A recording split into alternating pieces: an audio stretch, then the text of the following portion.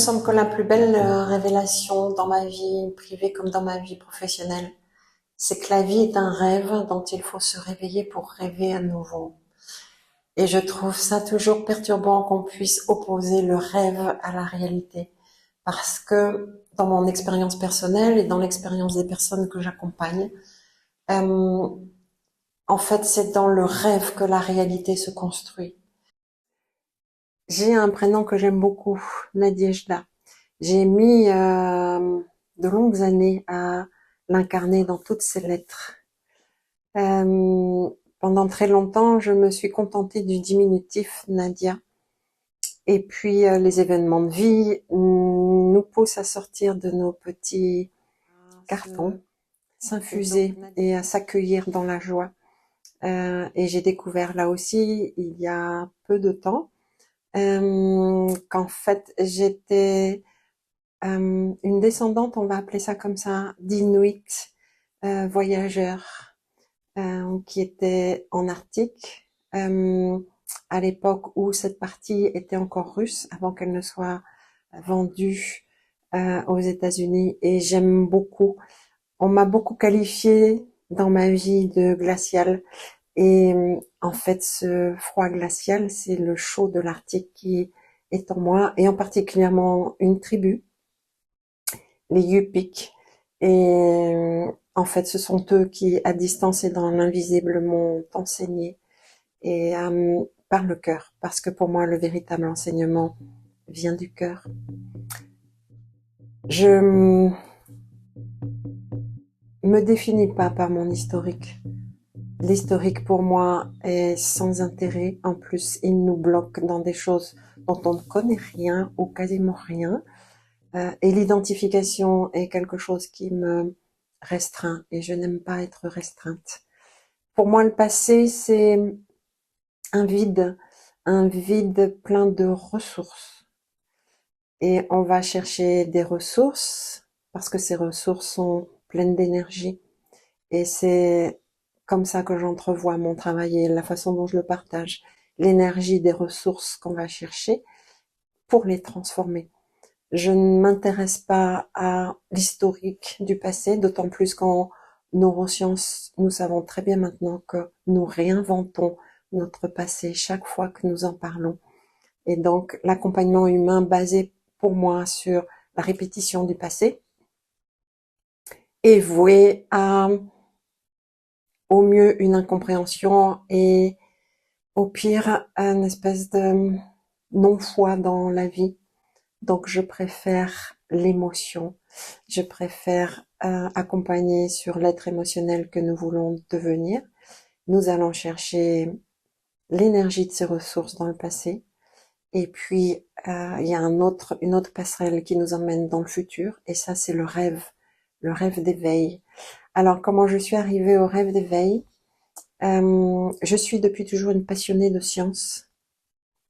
Simplement, le système, on va dire, scolaire, tel que je l'ai rencontré, puisque j'ai 60 ans aujourd'hui, il a certainement évolué, mais tel que je l'ai rencontré, en fait, il était très restreint. Soit vous aviez des très bonnes notes et vous pouviez prétendre être intéressé par les sciences, soit vous aviez des notes très moyennes, ce qui était mon cas, et c'est comme si on n'avait pas le droit. Et à un moment, eh ben, j'ai préféré être passionnée pour les sciences. Et donc, cette formation scientifique à la base, en fait, je l'ai explosée. Je l'ai explosée et je suis allée m'intéresser à ce qui résonnait dans mon cœur. Et je me suis rendu compte qu'en fait, à partir du moment où l'information résonne dans le cœur, le cerveau suit. Il n'a pas de limite. Je me suis rendu compte que je comprenais des choses que mes formations ne m'avaient pas préparée à comprendre, ni même à appréhender. Et plus je sortais des limites, plus des liens se faisaient presque malgré moi. C'est comme ça que cette formation de thérapeute psy du départ, en fait, elle ne m'intéresse plus. Et aujourd'hui, dans les transmissions que je propose, la psy, c'est... Je suis assez désorientée par le fait que la psychologie soit enseignée et que la plupart des auteurs qu'on nous propose soient morts. Et alors je me dis, ok, il y a tellement de belles choses qui ont été découvertes, réfléchies, agrandies. Pourquoi continuer à se tourner vers des personnes validées? Je mets en avant le fait que on n'a pas besoin d'être validé pour avoir des bonnes idées. On n'a pas besoin d'être reconnu pour faire des découvertes. On a juste besoin d'être passionné. Et je suis une passionnée. Je pense que c'est une des choses qui me définit. Parfois, c'est probablement un peu fort. J'ai un peu de mal à me retenir dans mes passions, mais ça se fait toujours à travers le cœur et sans attente. J'aime ce que je fais. Je l'aime beaucoup ce que je fais. C'est ce qui me rend vivante. J'aime l'être humain. J'aime l'être humain parce qu'il est merveilleusement fantastique et merveilleusement illimité. Et lorsqu'il arrive chez moi, il n'est pas conscient de cette merveille envoyée par l'univers qu'il est. Et je fais de ce lieu un accueil pour découvrir, rencontrer à nouveau ce merveilleux qui existe à l'intérieur de chacun d'entre nous.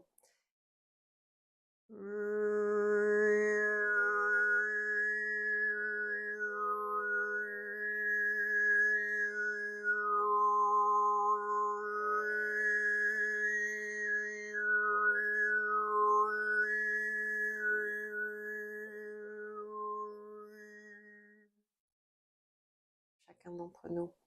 Comment je suis arrivée au rêve d'éveil? Vous évoquiez tout à l'heure le rêve éveillé.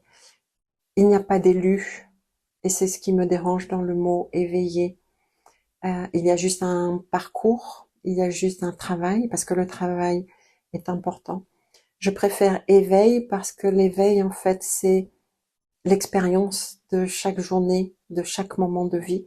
Et l'éveil, c'est pour tout le monde. Et dans cette approche quantique du rêve d'éveil, je me suis rendu compte que le rêve était un un convertisseur de processus de vie. Le rêve d'éveil, c'est ce qui nous permet d'aller dans toutes les directions, mais bien évidemment pas toutes les directions en même temps. Il nous invite à en choisir une, à la vivre dans le présent. Ce rêve d'éveil, étonnamment, il démarre au tout début de notre vie, pour chacun d'entre nous, parce que nous avons tous commencé par ce même début, et ce début, c'est un ovule qui est fécondé par un spermatozoïde, et qui va se promener pendant 6 jours dans la trompe de Fallope. Pendant 6 jours, ce que nous sommes déjà dans notre plus belle approche de nous-mêmes, dans tous nos potentiels, ce que nous sommes vit dans l'espace. Et dans le rêve d'éveil, nous retrouvons des hologrammes de l'espace, des étoiles. Nous retrouvons la sensation, l'odeur, le son de l'espace. Nous avons ça dès le 6e jour de notre vie. Et dans le rêve d'éveil, nous allons retrouver ce moment où tout est possible. Et nous allons pouvoir le réactualiser. L'univers nous fait naître dans ce moment, dans la trompe de Fallope, pour pouvoir garder en mémoire quelque part d'où nous venons, parce que nous venons des étoiles, tous. Et c'est pas juste une phrase ésotérique, c'est une réalité scientifique. Nous venons des étoiles et nous gardons cette mémoire des étoiles. C'est ce qui va nous permettre d'accepter un moment ou pas, d'être incarné pour pouvoir retrouver cette mémoire. Au moment de notre première incarnation, celle où nous arrivons dans la paroi de l'utérus pour pouvoir nous accrocher, nidifier, là aussi, ce qui m'émerveille, parce que je me suis formée en embryologie, c'est que au troisième jour à la troisième semaine de notre gestation, la troisième semaine, c'est juste merveilleux. Ce qui est devant, ce qui sera nos yeux, en fait, c'est notre pulsation cardiaque. Et lorsque Saint-Exupéry dit qu'on ne voit bien qu'avec le cœur, en fait, il a raison. La première chose qu'on voit de nous, même si ce ne sont pas encore des yeux, même s'il n'y a pas encore de cerveau pour analyser ce que nous voyons, la première chose que nous sentons de nous, c'est la pulsation de notre cœur. Et ça, pour moi, ça résume ce que nous sommes. Nous sommes un cœur sur deux jambes, tous. Un cœur qui pulse, un cœur qui est intelligent, parce que le changement ne passe que par le cœur. Le cœur est disponible au changement. Le cerveau, il est parfois un peu réfractaire, il faut tout lui expliquer. Le cœur, il n'a pas besoin d'explication, le cœur ressent. Il nous connecte à ce que nous sommes profondément, c'est-à-dire de l'amour sur deux jambes. Le rêve est un voyage dans l'univers. Et à partir du moment où on voyage dans l'univers, en fait, on voyage dans le futur. Et on aborde dans le rêve ce qu'est le futur, c'est-à-dire un ensemble de probabilités de possibles. On va rencontrer dans le rêve d'éveil ce que nous pouvons devenir comme être émotionnel. Et on va revenir du rêve d'éveil avec quelque chose à réaliser pour enfin devenir ce que nous sommes au plus profond de nous-mêmes. Le rêve d'éveil, dans son approche quantique, il élimine toutes les barrières. Lorsque on part dans cette approche quantique qui est de l'infiniment petit, en fait, on se retrouve dans l'infiniment petit que nous étions, dans cette fameuse trompe de Fallope que j'évoquais tout à l'heure. Nous étions dans l'infiniment petit, dont nous gardons la mémoire à l'intérieur de nous, et le rêve d'éveil se fait passerelle vers un autre infiniment petit qui, lui, est dans l'univers. Et en fait, on s'aperçoit que ces infiniment petits sont intimement reliés, intimement connectés. Et comme on se trouve dans cet état de transe, dans cet état de conscience que j'appelle amplifié maintenant, toutes ces connexions sont à notre disposition. J'ai toujours été émerveillée d'observer que dans le rêve, en fait, le conflit tel que nous le vivons dans la matérialité devient une richesse. Ce n'est plus un conflit, c'est une somme de complémentarité. Et nous allons choisir par quel chemin de complémentarité nous allons grandir et choisir qui nous devenons. La fatalité pour moi est un mot purement intellectuel. Elle n'existe pas. Le futur nous propose et nous disposons. Nous disposons dans un temps qui devient à nouveau terrestre lorsque nous sortons du rêve. Nous disposons de l'énergie à mettre au service de ce que nous voulons réaliser. Le rêve, là aussi, contrairement à cette signification que pourrait avoir par ailleurs le rêve est réel parce qu'il demande du travail de transformation. J'appelle ça maintenant la transinformation. Nous allons chercher dans ce futur des informations et à travers la transe, nous allons infuser ces informations et nous allons mettre au service de la réalisation de ces informations tout notre cœur. Et à partir de ce moment-là, j'aime à répéter cette phrase d'enfant qui agace beaucoup les adultes. En fait, ça marche et c'est comme ça. Il n'y a pas d'explication, pas de justification. Ça marche. C'est comme ça. Pourquoi? Parce que c'est le cœur qui va réaliser ces changements. Et ça nous invite à nous mettre au service de notre cœur, alors que la collectivité nous oblige à nous mettre au service de notre mental. Et le mental, c'est un compagnon, ce n'est pas un dictateur, c'est un compagnon. Il met au service du cœur nos connaissances, nos curiosités. Il met tout ça au service de notre cœur. Et c'est le cœur en conscience, c'est un mot maintenant auquel je mets une lettre majuscule. en conscience, ces informations vont devenir présence. Dit comme ça pourrait rendre le rêve d'éveil très égoïste, voire même égocentrique. En fait, c'est tout le contraire. À partir du moment où on fait ce voyage de l'autre côté, dans l'infiniment petit, la séparation n'existant pas, la différence de l'autre est un enrichissement. Et surtout, le rêve nous rappelle quelque chose d'essentiel. C'est que chaque transformation, chaque transinformation est mutualiste. Aucun de nous ne travaille pour son petit nombril. Ça n'existe pas. Chacun d'entre nous transforme et met au service instantanément sa transformation partout. Très souvent, je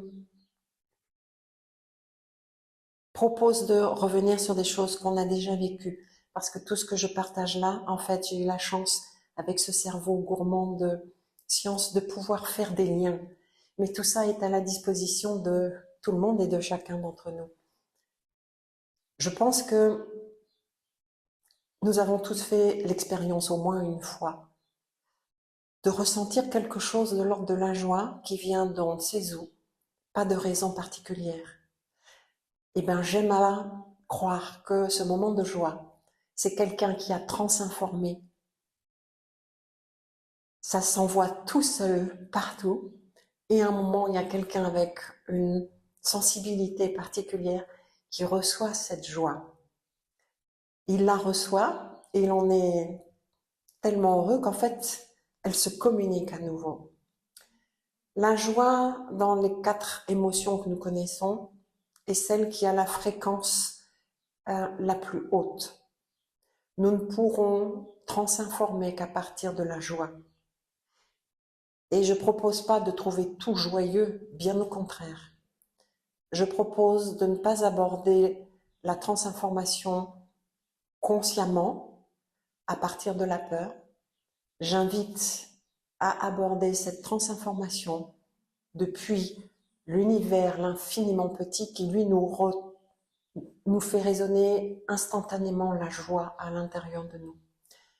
Ce rêve d'éveil, c'est la plus belle passerelle jusqu'à présent que j'ai découverte entre 2 mondes infiniment petits, ce moment de la trompe de Fallope, ce moment dans l'univers qui nous est perceptible, qu'on appelle invisible tellement il est infiniment petit, et cette passerelle que l'on vit pendant le moment du rêve d'éveil, en fait, elle fait de nous des coparticipants à la vie.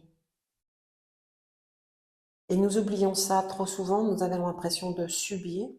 En fait, nous sommes des coparticipants à la joie, nous sommes des coparticipants au partage.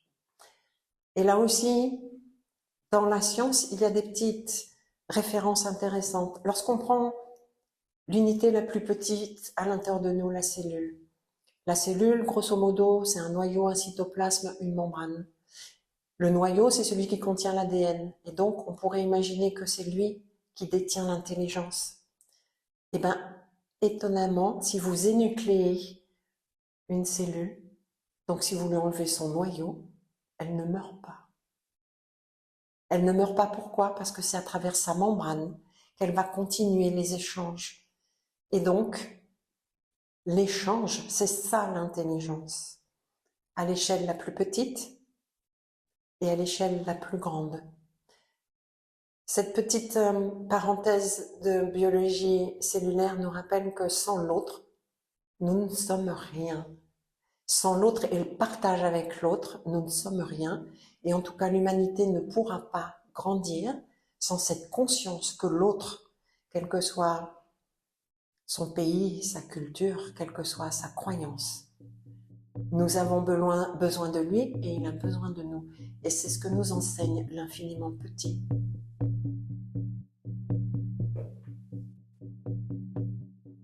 Derrière ces portes, il y a cette révélation pour moi. Derrière ces portes, il y a une représentation de Rosette. Rosette est une nébuleuse, et une nébuleuse particulière et qui me donne beaucoup d'émotions. Rosette est une pouponnière d'étoiles. Et lorsque je l'observe le soir, et en ce moment les nuits étant particulièrement claires, je l'ai devant moi tous les soirs. Elle est à gauche d'Orion. Je me souviens que la vie est un rêve dont il faut se réveiller pour rêver à nouveau. Nous venons de là. Cette émotion que nous avons depuis la nuit des temps en regardant les étoiles, elle nous rappelle que nous savons plus profond de nous que nous venons de là. Et dans ces premiers jours de notre vie, ces 6 premiers jours, nous restons connectés à ces étoiles d'où nous venons. Cette mémoire, elle s'imprègne, elle ne nous quittera jamais. Chaque fois que nous regardons les étoiles, nous réactivons cette mémoire, nous réactivons cette richesse, nous venons des étoiles. Le travail à travers les étoiles est un véritable travail et j'aime à dire que je n'ai pas la tête dans les étoiles, j'ai le cœur dans les étoiles. Tout le travail que je propose, c'est au niveau du cœur, de la dynamique du cœur, parce que pour moi le cœur est intelligent. Il a une intelligence qui s'auto-décide. Et cette intelligence, elle a besoin de notre oui. Elle a besoin de nos intentions. Elle ne travaillera pas toute seule. Si nous sommes clairs sur nos intentions, cette intelligence dans notre cœur qui s'auto-décide, elle nous envoie l'énergie nécessaire à la transinformation dont nous avons besoin pour devenir l'être émotionnel qui va nous mettre dans la joie.